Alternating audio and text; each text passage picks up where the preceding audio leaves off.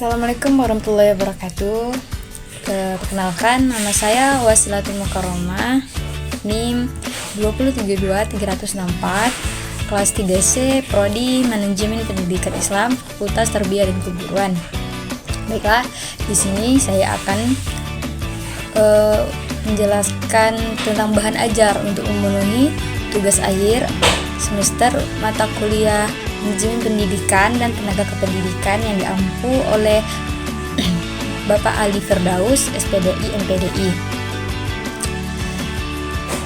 Baiklah, langsung saja. Saya akan menjelaskan tentang manajemen tenaga kependidikan. Langsung saja, ini ada pengertian manajemen tenaga kependidikan. Manajemen tenaga kependidikan yang berada di dalam suatu pendidikan tertentu apabila merujuk kepada Undang-Undang Nomor 20 Tahun 2003 tentang Sistem Pendidikan Nasional adalah anggota masyarakat yang mengabdikan diri dan diangkat untuk menunjang penyelenggaraan pendidikan. Seorang tenaga kependidikan dalam satuan pendidikan diangkat dan didayagunakan untuk menjalani tugas-tugas yang sesuai dengan bidang dan keahlian masing-masing dan mendukung semua program-program yang disusun oleh kepala sekolah demi tercapainya sebuah tujuan sekolah dengan efektif dan efisien. Selanjutnya ada salah satu unsur dalam manajemen tenaga kependidikan hendaklah terpenuhi beberapa hal, yakni berikut ini. Yang pertama, daftar staf dan daftar kepegawaian. Ini memuat identitas atau keterangan lengkap kepegawai yang bersangkutan, baik guru maupun tenaga administrasi.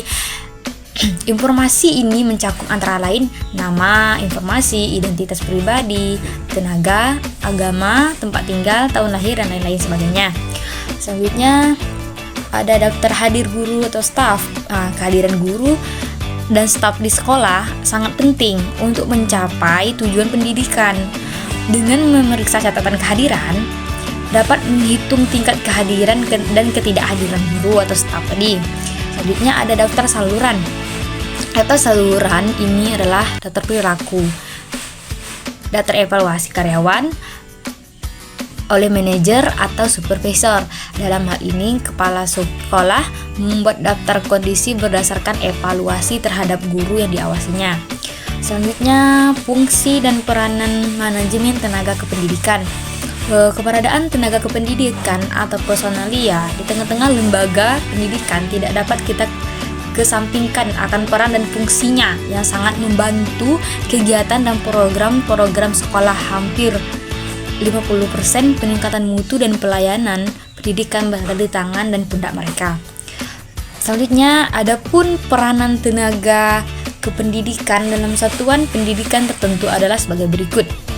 Yang pertama, membantu pelaksanaan dan penyelenggaraan pendidikan di tiap-tiap sebuah pendidikan.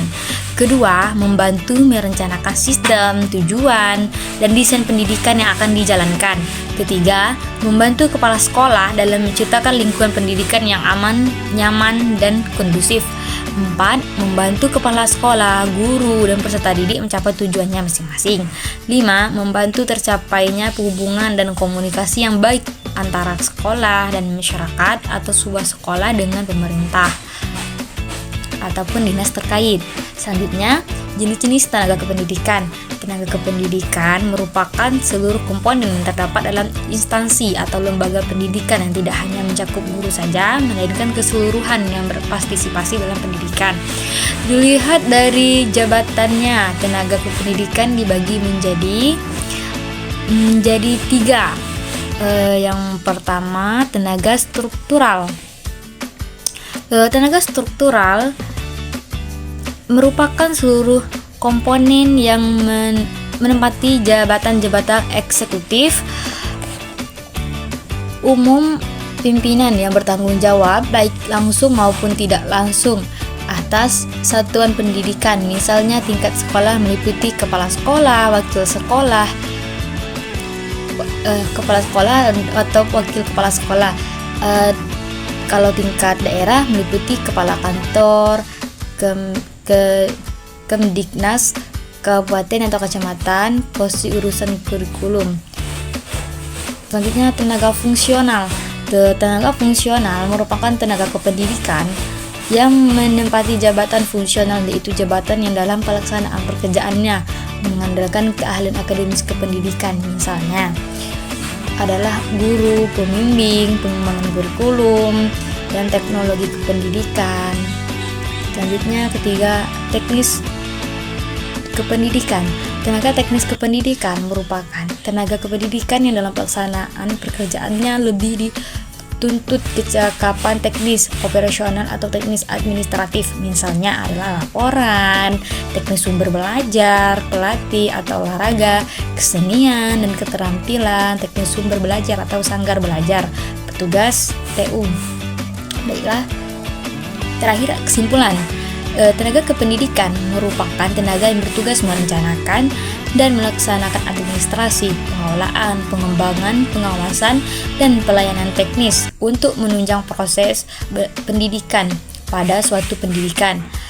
Tenaga pendidikan merupakan seluruh komponen yang terdapat dalam instansi atau lembaga pendidikan yang tidak hanya mencakup guru saja, melainkan keseluruhan yang partisipasi dalam pendidikan. Dilihat dari jabatannya, tenaga pendidikan dibagi menjadi 3, yaitu tenaga struktural, 2 tenaga fungsional, 3 tenaga teknis kependidikan. Baiklah, itu cukup sekian dari saya. Wassalamualaikum warahmatullahi wabarakatuh.